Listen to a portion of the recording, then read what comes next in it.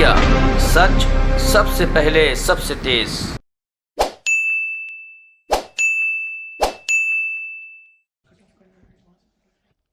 नमस्कार। इस महत्वपूर्ण कार्यक्रम में देश भर से जुड़े सभी राज्यपाल महोदय, लेफ्टिनेंट गवर्नर्स, केंद्रीय मंत्रिमंडल के मेरे साथीगण, रिजर्व बैंक के गवर्नर, राज्यों के मुख्य सचिव, अलग अलग इंडस्ट्री एसोसिएशन से जुड़े साथीगण, स्टार्टअप, फिनटेक की दुनिया से जुड़े मेरे युवा साथी, बैंकों के वरिष्ठ अधिकारीगण और मेरे प्यारे भाइयों और बहनों, आज देश डिजिटल गवर्नेंस को एक नया आयाम दे रहा है।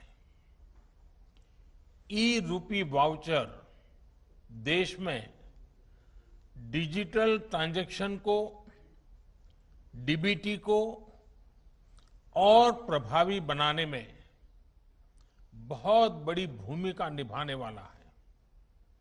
इससे टारगेटेड, ट्रांसपेरेंट और लीकेज फ्री डिलीवरी में सभी को बड़ी मदद मिलेगी।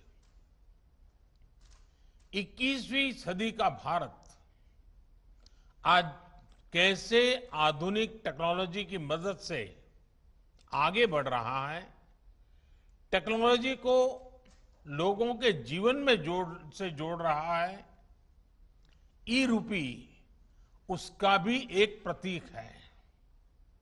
और मुझे खुशी है कि ये शुरुआत उस समय हो रही है जब देश आजादी के 75 वर्ष पर अमृत महोत्सव मना रहा है।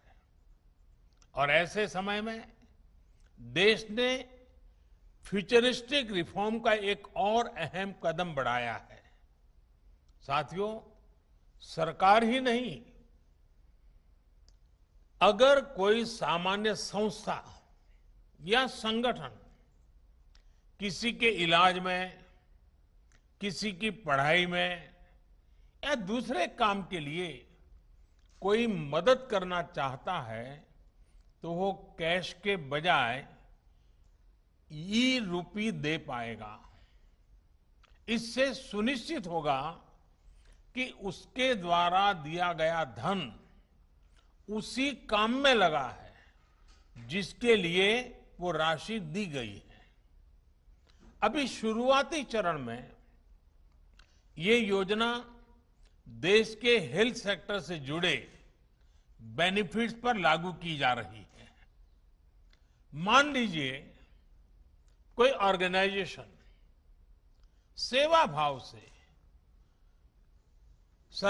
भारत सरकार के द्वारा जो मुफ्त वैक्सीन दी जा रही है उसका लाभ लेना नहीं चाहता है, लेकिन जो प्राइवेट अस्पतालों में जहां कुछ कीमत देकर के वैक्सीन चल रही है उसमें भेजना चाहता है।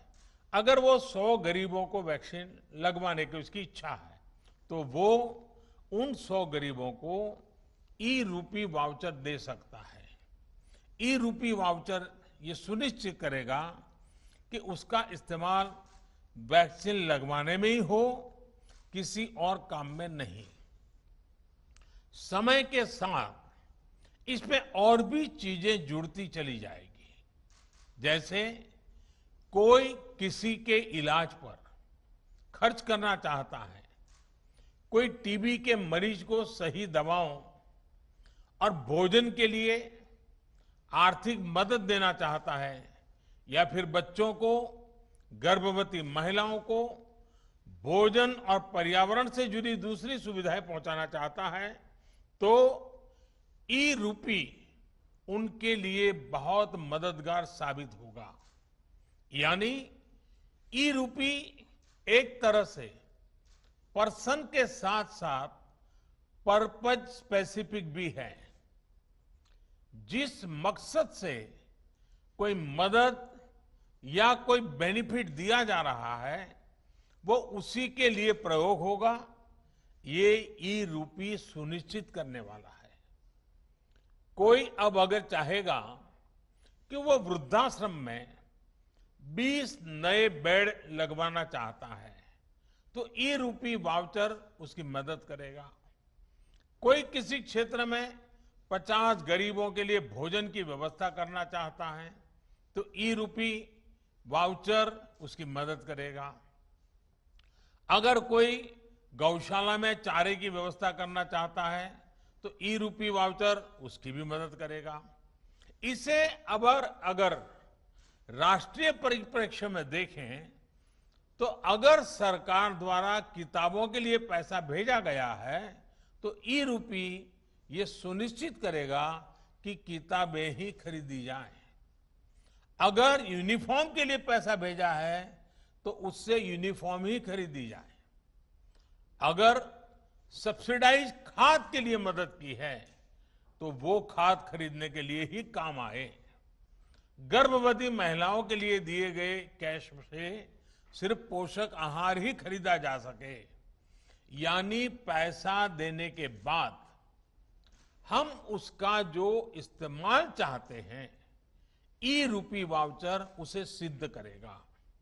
साथियों, पहले हमारे देश में कुछ लोग चाहते थे कि टेक्नोलॉजी, और वो कहते भी थे कि टेक्नोलॉजी तो केवल अमीरों की चीज है, भारत तो गरीब देश है, इसलिए भारत के लिए टेक्नोलॉजी का क्या काम।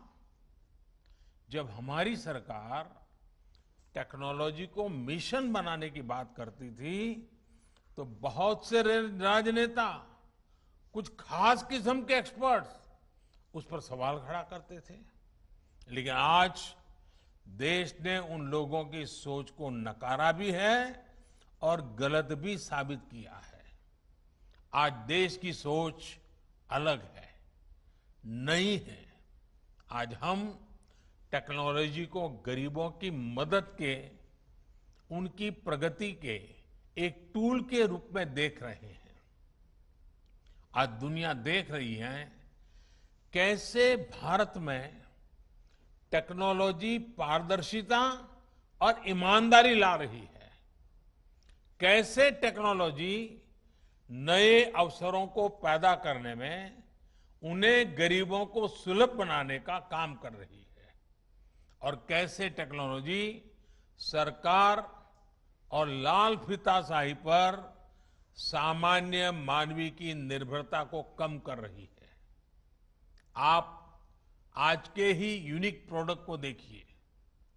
आज हम यहां तक इसलिए पहुंचे हैं क्योंकि देश ने जनधन खातों को खोलने, उन्हें मोबाइल और आधार से जोड़ने और जैम जैसी व्यवस्था के लिए वर्षों मेहनत की है। जब जैम को शुरू किया गया था तब बहुत से लोग इसके महत्व को नहीं समझ पा रहे थे, लेकिन इसकी अहमियत को हमने लॉकडाउन के समय देखा। जब दुनिया के बड़े बड़े देश परेशान थे कि लॉकडाउन में कैसे अपने गरीबों की मदद करें, लेकिन भारत के पास एक पूरी व्यवस्था तैयार थी।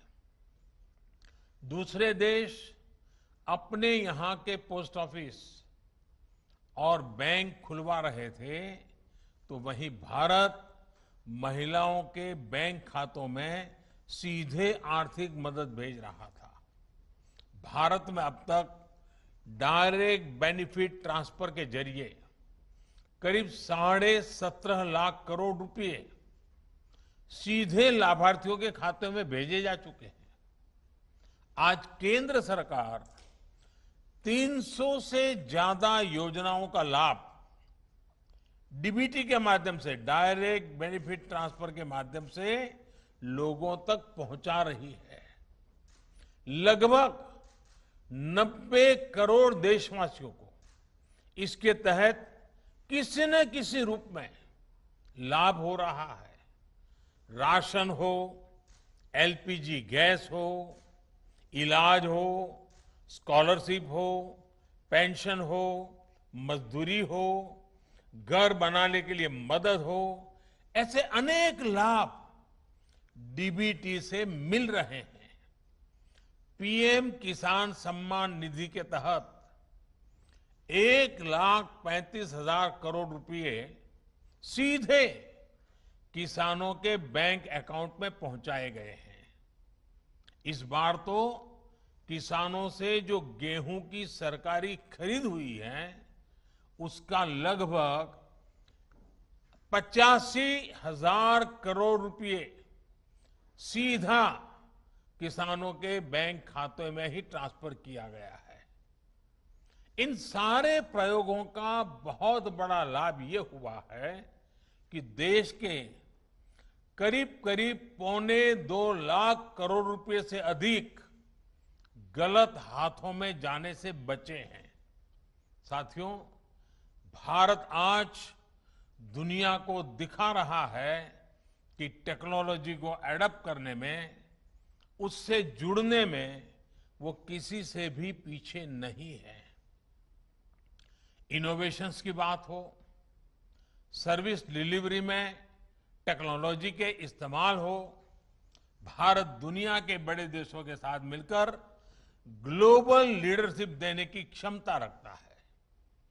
पिछले 7 सालों में भारत ने अपनी प्रगति को जो गति दी है, उसमें टेक्नोलॉजी के सही इस्तेमाल की बड़ी भूमिका है। आप सोचिए, क्या 8-10 साल पहले किसी ने कल्पना की थी कि टोल बूथ पर करोड़ों गाड़ियां बिना किसी फिजिकल ट्रांजैक्शन के लेन देन से निकलेगी? आज के फास्टैग से ये संभव हुआ है। क्या 8-10 साल पहले किसी ने सोचा था कि दूर सुदूर गांव में बैठा कोई हस्तशिल्पी अपने प्रोडक्ट दिल्ली के किसी सरकारी दफ्तर में सीधे भेज पाएगा? आज जेम यानी government e market place portal से ये मुमकिन है। क्या 8-10 साल पहले किसी ने सोचा था कि हमारे सर्टिफिकेट्स, डॉक्यूमेंट्स हर समय डिजिटली हमारी जेब में होंगे और हर जगह एक क्लिक पर इस्तेमाल हो पाएंगे? आज ये डिजी लॉकर से मुमकिन है। क्या 8-10 साल पहले किसी ने सोचा था कि भारत में एमएसएमई सेक्टर के उद्यमियों को सिर्फ 59 मिनट में लोन अप्रूव हो पाएगा? आज भारत में ये भी मुमकिन है। और इसी तरह 8-10 साल पहले क्या आपने सोचा था कि आप किसी काम के लिए एक डिजिटल वाउचर भेजेंगे और काम हो जाएगा? आज ये भी ई रूपी के जरिए मुमकिन हो चुका है। मैं ऐसे कितने ही उदाहरण आपको गिना सकता हूं। इस महामारी के दौरान भी देश ने तकनीक की ताकत को महसूस किया है। आरोग्य सेतु ऐप का उदाहरण भी हमारे सामने है। आज ये ऐप सबसे ज्यादा डाउनलोडेड ऐप में से एक है। इसी तरह कोविन पोर्टल भी आज हमारे वैक्सीनेशन प्रोग्राम में, वैक्सीनेशन सेंटर के चयन में, रजिस्ट्रेशन में, वैक्सीन सर्टिफिकेट प्राप्त करने में देशवासियों की बड़ी मदद कर रहा है। पुरानी व्यवस्था चल रही होती तो वैक्सीनेशन लगवाने के बाद सर्टिफिकेट के लिए दौड़ना पड़ता रहता था। दुनिया के कई बड़े देशों में भी आज पेपर पर हाथ से लिख करके सर्टिफिकेट दिया जा रहा है। लेकिन भारत के लोग एक क्लिक में डिजिटल सर्टिफिकेट डाउनलोड कर रहे हैं। इसलिए आज भारत का कोविन सिस्टम दुनिया के कई देशों को आकर्षित कर रहा है। भारत इसे दुनिया के साथ साझा भी कर रहा है। साथियों, मुझे याद है कि 4 साल पहले जब भीम ऐप लॉन्च किया गया था, तब मैंने कहा था कि वो दिन दूर नहीं जब अधिकांश बिजनेस ट्रांजैक्शन नोट और सिक्कों के बजाय डिजिटली होंगे। तब मैंने ये भी कहा था कि इस बदलाव से सबसे अधिक गरीबों, वंचितों, छोटे व्यापारियों, किसानों, आदिवासियों का सशक्तिकरण होगा, वो एम्पावर होंगे। आज हम ये साक्षात अनुभव कर रहे हैं। हर महीने यूपीआई ट्रांजैक्शन के नए रिकॉर्ड बन रहे हैं। जुलाई महीने में 300 करोड़ से अधिक ट्रांजैक्शन यूपीआई से हुए हैं, जिसमें 6 लाख करोड़ रुपए का लेन देन हुआ है। आज चाय, जूस और फल सब्जी का ठेला लगाने वाले भी इसका उपयोग कर रहे हैं। वहीं भारत का रुपे कार्ड भी देश का गौरव बढ़ा रहा है। सिंगापुर, भूटान में भी इसे लॉन्च किया जा चुका है। आज देश में 66 करोड़ रुपए कार्ड हैं और देश में हजारों करोड़ रुपए का ट्रांजैक्शन रुपे कार्ड से भी हो रहा है।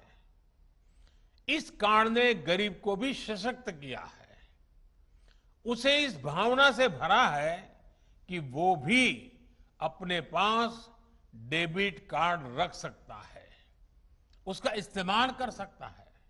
साथियों, टेक्नोलॉजी कैसे गरीबों को सशक्त करती है, इसका एक और उदाहरण है पीएम स्वनिधि योजना।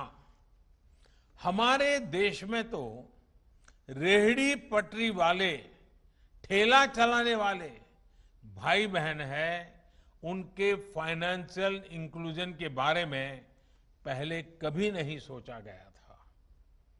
अपना काम आगे बढ़ाने के लिए उन्हें बैंक से मदद मिलना असंभव था। जब डिजिटल ट्रांजैक्शन की कोई हिस्ट्री ही ना हो, कोई डॉक्यूमेंट ना हो, तो बैंक से लोन लेने के लिए हमारे रेहड़ी पटरी वाले साथी पहला कदम भी नहीं बढ़ा पाते थे। इसी को समझते हुए हमारी सरकार ने पीएम स्वनिधि योजना की शुरुआत की। आज देश के छोटे बड़े शहरों में 23 लाख से अधिक रेहड़ी पटरी और ठेले वालों को इस योजना के तहत मदद दी गई है। इसी कोरोना काल में करीब करीब 2300 करोड़ रुपए उन्हें दिए गए हैं। ये गरीब साथी अब डिजिटल ट्रांजैक्शन कर रहे हैं और अपना लोन चुका रहे हैं। यानी अब उनके लेन देन की एक डिजिटल हिस्ट्री बन रही है।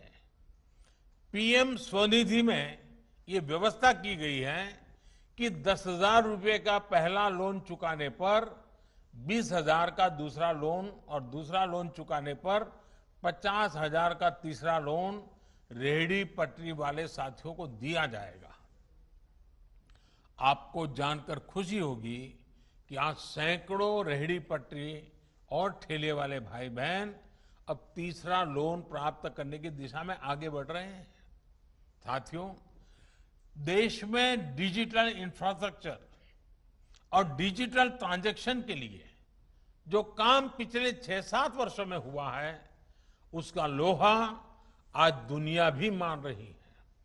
विशेषकर भारत में फिनटेक का बहुत बड़ा आधार तैयार हुआ है। ऐसा आधार तो बड़े बड़े देशों में भी नहीं है। देशवासियों का पॉजिटिव माइंडसेट, फिनटेक सॉल्यूशन को एडॉप्ट करने की उनकी क्षमता भी असीम है। इसलिए ये आज भारत के युवाओं, भारत के स्टार्टअप इकोसिस्टम के लिए भी बेहतरीन मौका है।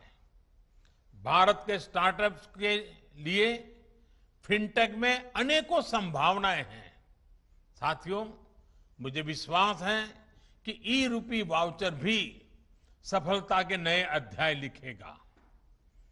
इसमें हमारे बैंकों और हमारे पेमेंट गेटवे का बहुत बड़ा रोल है। हमारे सैकड़ों प्राइवेट अस्पतालों, कॉरपोरेट्स, उद्योग जगत, एनजीओज और दूसरे संस्थानों ने भी इसको लेकर बहुत रुचि दिखाई है। मेरा राज्य सरकारों से भी आग्रह है कि अपनी योजनाओं का सटीक और संपूर्ण लाभ सुनिश्चित करने के लिए ई रूपी का अधिक से अधिक उपयोग करें। मुझे विश्वास है कि हम सभी की ऐसी ही सार्थक साझेदारी एक ईमानदार और पारदर्शी व्यवस्था के निर्माण को और गति देगी। एक बार फिर सभी देशवासियों को इस बड़े रिफॉर्म के लिए बहुत बहुत बधाई देता हूं। बहुत बहुत शुभकामनाएं। धन्यवाद।